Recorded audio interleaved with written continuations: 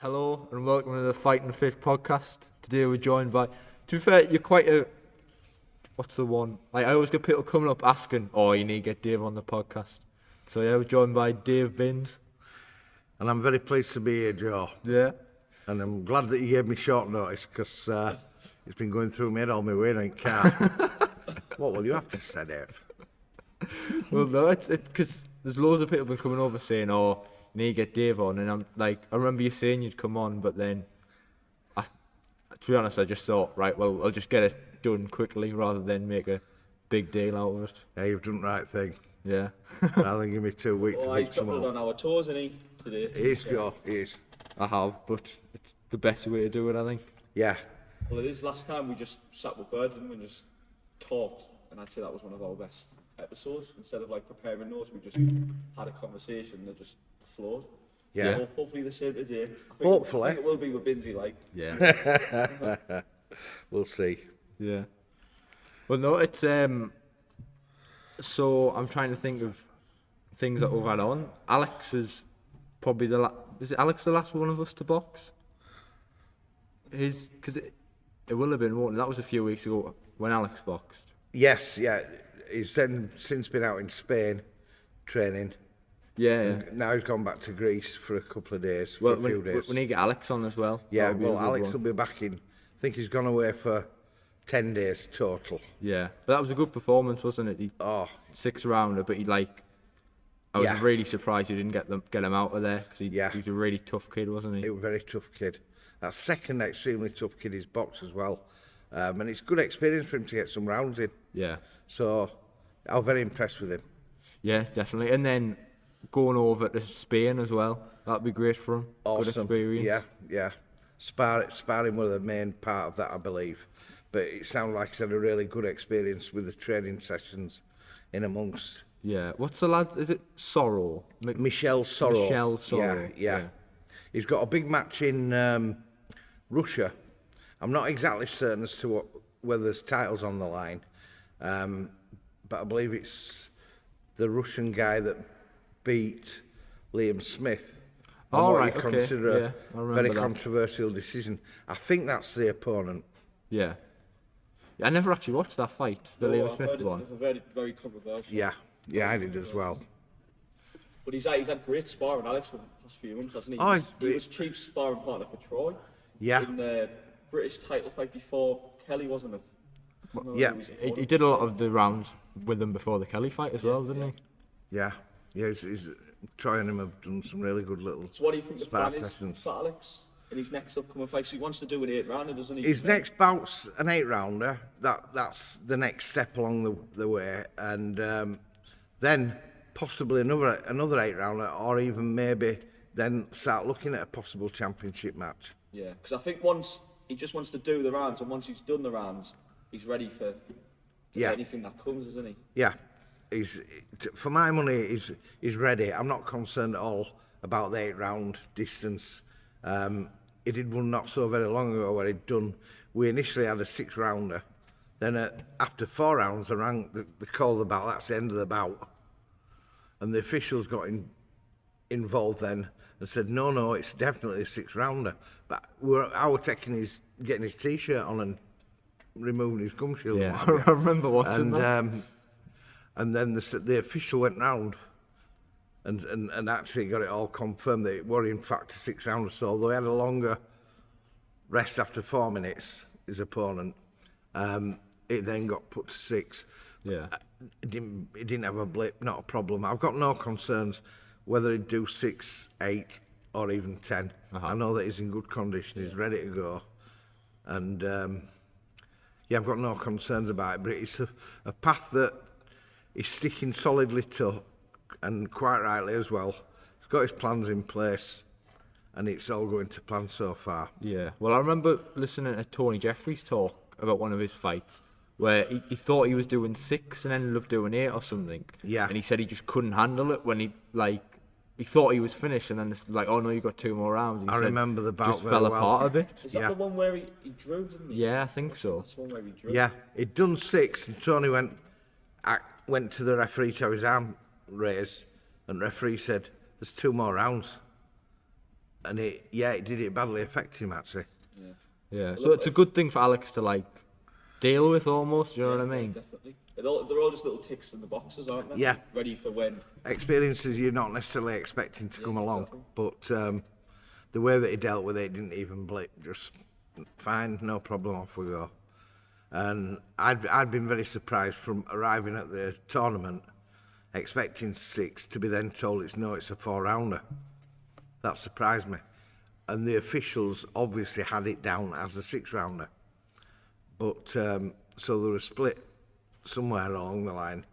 Part of the crew thought it were a 4-rounder, but I knew it had been initially spoken of as a 6-rounder, and then I just thought, oh well, they've maybe got too many bouts on at 6 rounds or whatever. Because So like you'd have been treating that 4th round as your last round, and like we know yourself, like mentally when you're in that last round and you want to give it your all and finish strong, and then you get told you've got 2 more, you have to almost pick yourself up again, don't you? Yeah, definitely.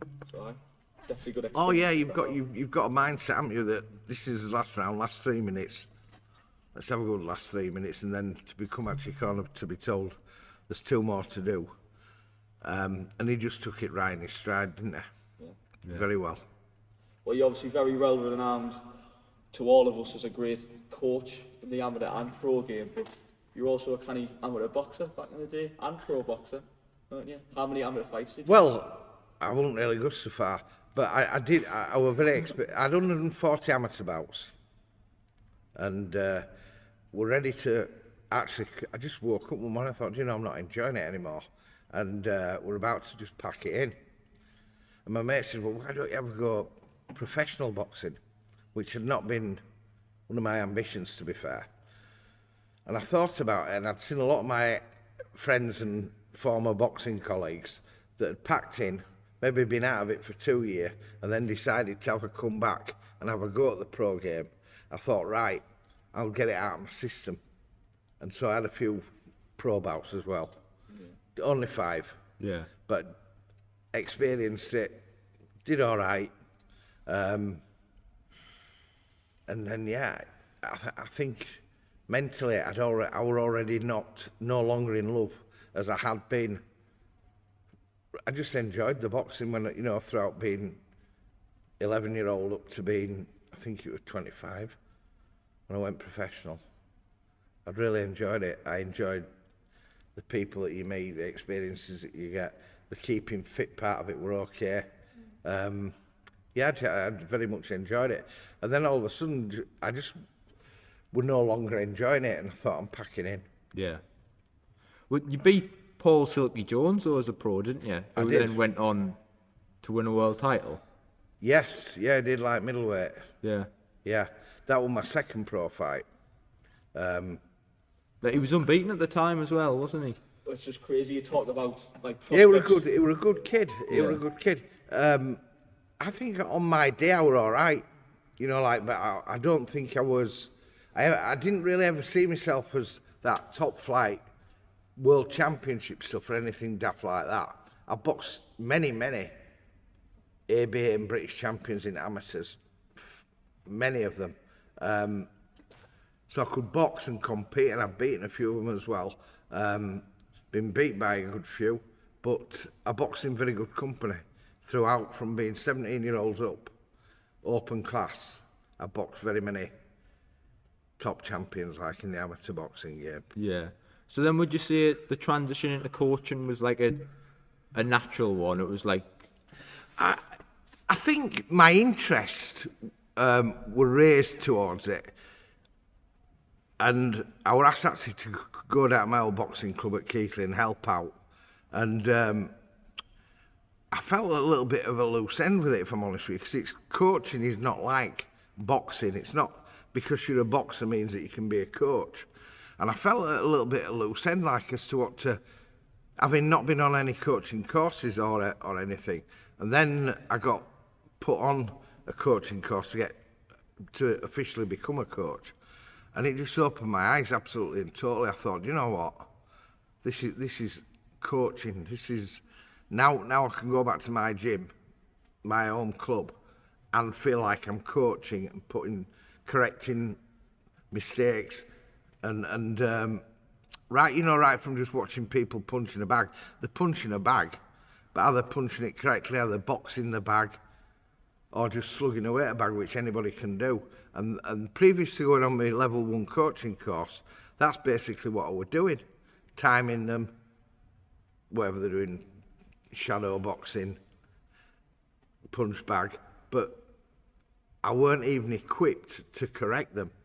I think a lot of time a lad who's been for example, a long-range fast boxer would coach that type of boxing. A strong, short, stocky, come-forward fighter would coach his style of fighting. When you get into coaching and you get to realise that you've got to be able to cope and deal with any different style and type, and my eyes were just opened, and I really enjoyed that element of it, the coaching element of it, and I was soon on my level 2, and then progressed from there, like. But from being on that course, I then felt like I was doing an actual job of coaching at my boxing club. Yeah. And you were very involved with like the England setup and things, weren't you? 'Cause it's weird because there's loads of like the top pros who've like gone on to O level and stuff, and then I'll hear you talk about them like when you had them on an England camp or stuff, as if it's like. Yeah, I've been lucky enough to. What happened with that coaching course, Lane? I know Joe's already done his level 1. I did my level 2, then I got on to level 3, which is a lot more time consuming and a lot more in depth. You had to go. I were away down at Crystal Palace actually. I can't remember how many days exactly, but then you had to go back down for a big assessment. Then they had the level 4 coaching course again at Crystal Palace, and apparently I got good reviews, and I really enjoyed it. Some fantastic characters as well, you know, like we're staying away for a few days at a time, doing the course, then back down for a 3 or 4 day assessment. Can't remember exactly how many days the assessment was, but it was not just a quick overlook, it was like quite intense, and I got that level 4 qualification, and unbeknown to me that then actually qualified you to be on board with the England coaching team. I had no idea about that at all. Next thing I got a letter through the post inviting me to a big tournament in Finland.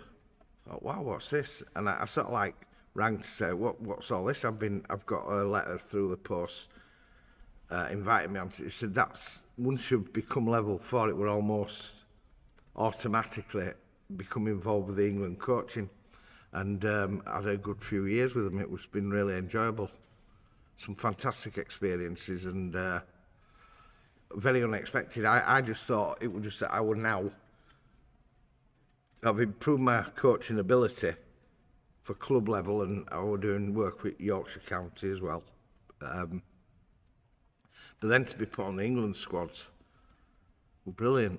Yeah. So then, at what point did you get involved coaching professionals? Coaching professionals? I was actually in Durham at the time, at East Durham College, and young Glenn Foot was turning professional, and a friend of mine, Joe Purvis, had said to him, "You want to speak to Dave Binns?" And Glenn came down and we had a very good little chat. And at the time, because things have changed in boxing since I was boxing, you weren't allowed to be involved with amateur and professional, and that had been slackened off, and you were then allowed to work with amateurs and professionals at the same time. I thought, well, it's a boxer. I get on very well with Glenn, always did do when he was boxing, always had a good view of him as well. When he went away on a trip with the amateurs, and I have been on quite a few trips that Glenn's been on, and you always knew when he were on bus, you were in for, you could count on him, you know. Yeah. He's always had this solidarity about him, and so since it weren't going to interfere with what we're doing with the amateurs, having one extra boxer on board, I cleared it with the college principal first and foremost, and it went on from there. Johnson McClumpher came in, and had quite a few really. Yeah. Over a period of time, and I've actually enjoyed it as well. Been a different element to coach in the amateurs, different events. Yeah. The coaching and the training, there's certain things that you do differently. But no, I've enjoyed it. It's been really good. Something that I never ever looked at doing, but I were asked if I would do it, in particular with Glenn, and thought, you know, I will do, and it's been a good experience. Yeah. So, like, as a coach, do you, like, set out as goals, like, or I want to have a boxer do this, or, like, how does it work? It's all very individual, isn't it? It's like you two boxers. You've got different styles and different methods, and really it's coaching out to get the best from that boxer that you can. He might not be working on his inside work, whereas he could need to be. So you would coach and develop that skill. If there's a skill that he needs to be improving on, you try and improve and develop that. The distance of it, round-wise, I feel that you can coach. That's the easy side of it for me. You can coach a kid to his fitness. They can do whatever he can do for 6 rounds, 8 rounds, 10 rounds. It's the skill element of it that's the important part. Yeah. For me. Because that's something you've always said. If you can do something for 3 threes, there's no reason why you can't do it for, like, no, as long as pro. your conditioning is aimed towards it, then you should be able to do it. Yeah. And Funnily enough, you mentioned Tony Jeffries earlier, and Tony actually remembered me saying to him, if you can do it for this amount of time, you can do it for that amount of time. The only difference is you must make your conditioning work to that target and that aim. So 3 threes or 6 threes or 9 threes. If you can do it for 3 threes, you can do it for 6 threes, as long as you've atoned and changed your training program Yeah. to suit it. Yeah, definitely. That's my belief anyway. I might be wrong, like, but I put it down to a lot. Well, you've done it with boxers as well, though, haven't you? Yeah, Because, like, Glenn Foot was, like, known for having, like, good conditioning and stuff. yeah.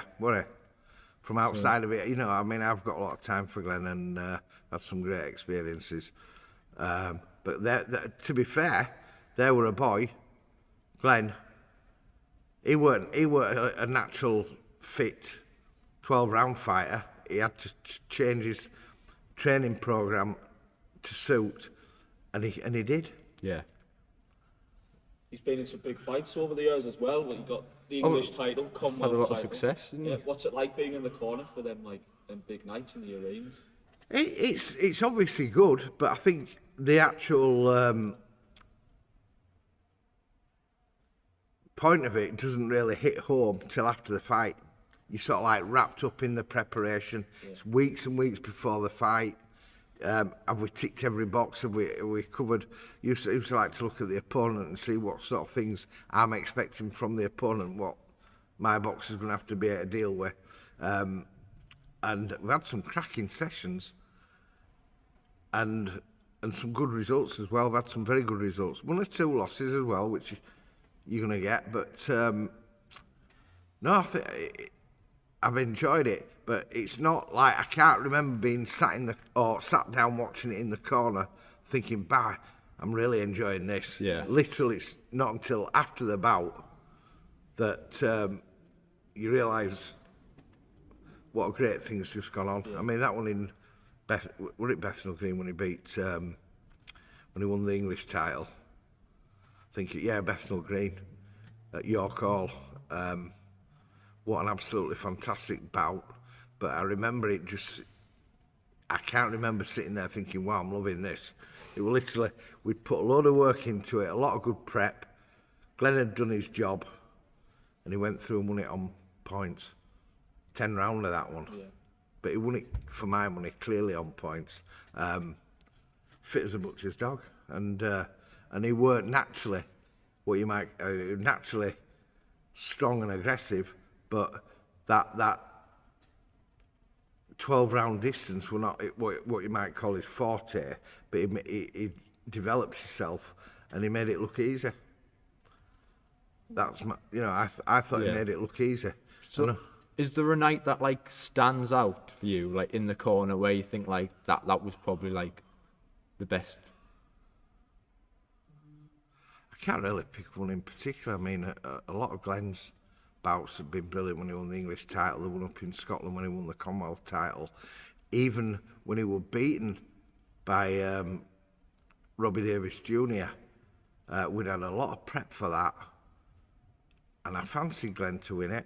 And as it happened, it didn't. Things came a little bit undone. But I was still very proud of him and what he'd done. Robbie Davis Jr. is a good boxer, and on the night, I thought he chose to pick punches, steal punches almost, and not get involved with Glenn. And Glenn just didn't have enough of Robbie Davis Jr.'s actual movement and skill. He would have sued if Davis had come in and wanted to have a go, but Davis knew well to keep out of where that like. Yeah. I thought Glenn boxed well. I did think he lost some points, but in a really good fight. Did you watch it? Yeah, I was there. I think it's probably the only time that I've been to one of Glenn's fights. So like obviously I've never met Glenn, but I think. Crikey, I didn't know you wouldn't have met Glenn like. No, it was so. I think that's probably the only one I've seen. Like where I was there. Right. And what did you think? Yeah, it was good. It was a good match. But I know what you mean. Where he was disciplined. He stuck to his boxing. Like if you watch the way that Robbie Davies fought Lewis Ritson, he fought a completely different fight. Absolutely against Ritson. And that's why he got beat. Yeah. Like if he had traded with Glenn, it would have been a similar outcome. Yeah. I believe that. Well, we were trying to draw that in. Yeah. We knew that was Glenn's strength, and we knew that per him and Robbie Davis Jr., that was Glenn's strength. He could also box, could Glenn Foot. A lot of people don't give him enough credit for his boxing. But Robbie Davis Jr., for me, is a really good boxer. And when he boxed, was that for a British title fight against Lewis Ritson? Yeah. Yeah. He didn't box anywhere near the same style and type of boxing as he had done with Glenn. And not to take anything away from the Lewis Ritson fight, had he boxed Glenn Foot with that mindset, I think it would have fallen more into Glenn Foot's way of winning. And he didn't do. He boxed very well. Glenn boxed very well. He lost the bout on points, but British and European title fight, if I'm not mistaken, that. Yeah. One of the IBF European Championship and the British title were thrown in as well. Some standard. Yeah. Oh, yeah. Another, like, one of the best fights up in the northeast I've seen was Glenn against Josh Lever. Yeah. Unreal. Metro Radio at the time, wasn't it? Yes, yeah. Yeah, what a fight that was. What about? Yeah. The one that I clearly thought he'd won. Yeah. So did And I still do. I've watched it over again and again. And just from them bouts. And it's from a professional point of view, winning and losing is one thing for your pride or whatever, but the actual what follows on from that win or loss is a massive thing as well. Having become the European and British champion, all of a sudden doors open up, payment opens up, everything goes up. Yeah, because if you think, say, you got a result against Robbie Davis, and if you got the decision on the leather fight, which you probably deserve. He deserved the leather one, and he didn't really deserve the. Yeah, but you think if he got a win in either one of them fights, he would have kicked on massively, got the backing of a promoter, been on even more big shows, in like who knows where. Could have took Exactly, yeah. just fine margins, isn't it? Yeah, it really is fine margins. The loser then is like swept to one side, basically. As it happened, when he lost the leather decision, maybe on the back of having lost, we got the offer to fight for the Commonwealth title up in Scotland, which we may well not have got Yeah. otherwise. And that were great. That were an absolutely awesome night and a fantastic performance. And about that he were winning, I think I'm not being funny, I think it was the 11th round when he stopped his opponent, and it was quite brutal as well. But it'd been a tough. For me, he won the rounds early on quite well and easy, but he maintained it throughout. And the 11th round, in a really good bout, the Scottish kid really stood up strong. And when Glenn caught up to him in the 11th round, what a finish! I don't think the young fella's boxed since, actually. One or two of Glenn's former opponents haven't boxed since. I don't think Lever did he? I'm not sure. No, Josh hasn't boxed since either. And I don't mean it's directly because of. I'm not sure about the reasons. Yeah. But certainly when you've been in a ring with Glenn Foot, you know about it. Like. Yeah, definitely. What was he like in the gym? Like, he must have had some amazing spars. Because I think there was at one point there was like Glenn, Darren was here, was Alex here? Like. Alex had been in amongst so all of them similar weights. They must have brought each other on massively. And they used to get a lot of nice visits. Lewis Ritson used to come in quite a lot. We've had many good rounds, wouldn't they? Oh, yeah. yeah. Glenn and Lewis sparring like 8 rounds. And I don't mean either way at all. Two absolute cracking people, cracking boxers. 8 rounds, just like second nature to them. And I'm at ringside thinking, good grief, this is hard going, is this like? And then gets a phone call a couple of hours later, what about doing it again on Thursday? I thought, no chance. You don't want that twice a week. It was just unreal. Some of the sparring that I've seen in this gym has been absolutely awesome. I can remember those clearer than I can remember the fights. I mean, I do remember the fights. I'm involved in it, but maybe that's the reason why I'm not saying, oh, that is the most wonderful night of my life, because you're too involved to actually. I can imagine it being a lot more stressful where sparring. It isn't stressful even really. It's just you're involved and you're sort of like wrapped up with it. I've been told off once or twice for my language in the corner. Apparently, it's my wife that tells me off when I get home, and I've not been aware of it. I've just been wrapped up and doing my job, and sometimes. Language has been a bit blue. I do remember one of them, like, and why. Which one's that? It was Tom Hill when he boxed that Jack Rafferty, and he'd worked a certain skill and a certain technique that we were going to use first round, and he went and did exactly the opposite. When he got back to the corner, I had a few words with him, but apparently microphone had come into the corner and. Caught me out on TV. Yeah. Commentator were apologising for my language. Made me laugh later. Yeah, Tom Hill's another great example. He took a few losses early on. He fought for the Northern Area belt against Ellis Corey. Yeah. Caught with a good shot. Yeah. Ended the bout. I thought he was winning, and I actually fancied that he would win. Full credit to Corey. But Tom came back from that, and he's had some absolutely cracking bouts, and his rating has rocketed. Considering that he's lost to Jack Rafferty, then he got beaten.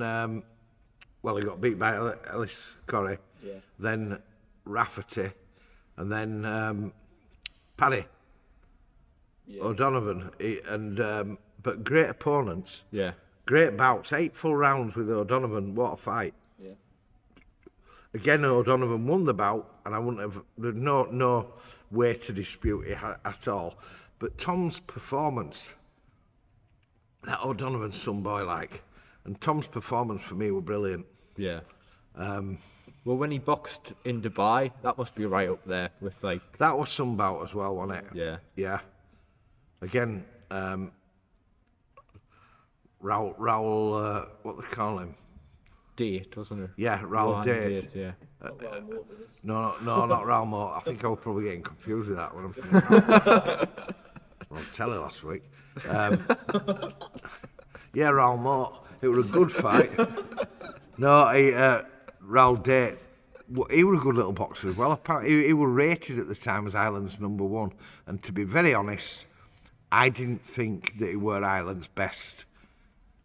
I thought O'Donovan was, and it's and I do believe that even now. Not knocking Date at all, he was class, but Tom were a bloody good kid, and he's still at it. I know he's not with us now. He's got a lot on his plate, and the travelling were a little bit too much on a daily basis. But I think the world of Tom, and hopefully he'll carry on and get a little bit more out of it. Yeah, because it just goes to show, even after a couple of defeats, like, more opportunities come. Yeah. And then you've just got to be ready to take them, and he took it in Dubai, didn't he? Everybody knows exactly what a great opportunity, and for the rest of his life, not a world title, not a British title, but who's experienced anything like that? That stadium in Dubai were absolutely fantastic, once in a lifetime for him, and a memory he'll never forget.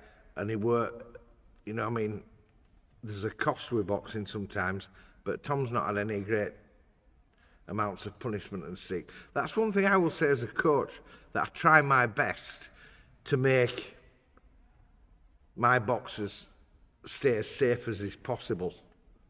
I'm very aware about the long-term effects, or possible long-term effects, of certain types and styles, and that's one of my things with Glenn Foot. Glenn would just go in and have a war without. But I thought Glenn showed a right lot more boxing skill and boxing ability than a lot of people had given him credit for. To get to the level that he did, I think you've got to show boxing ability. Yeah. A little tough guys are not going to get to levels that Glenn got if he just relies on that, exactly. But going back to Tom Hill there, with the bouts that he's been offered, he's had some good bouts, and it's actually he's moved up the rankings, as you're saying there, from on the back of Semmers Jack Rafferty match. What a great bout that was. Plenty of opportunities have come up, but even driving home from the Jack Rafferty fight, me and Tom were the same.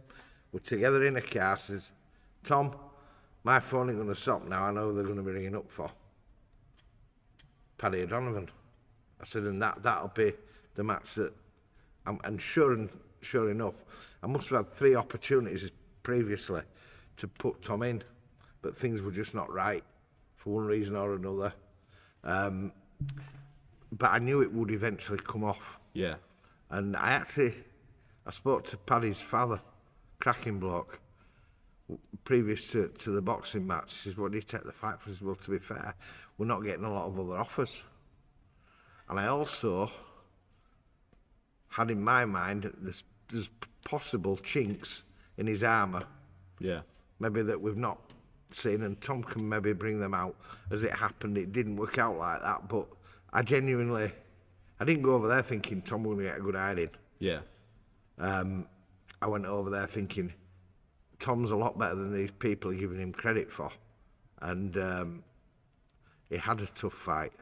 I'm going to be honest, it was a tough one, but came out of it healthy and well, and that's the main thing. Yeah, definitely. Well, I'm going to put you on the spot here because you're quite famous for your jokes as well. I haven't got any jokes. Not got anything prepared. I knew no. We get at least 3 a day normally. What about a question for the viewers? Like, I'm talking like lemon meringue pie. Yeah. Well, is See what they think. Yeah. The Lemon comments. Is it a pie or a meringue? There we go. I think we should leave it at that. Yeah. Right, Lemon meringue pie. Is it a pie or a meringue?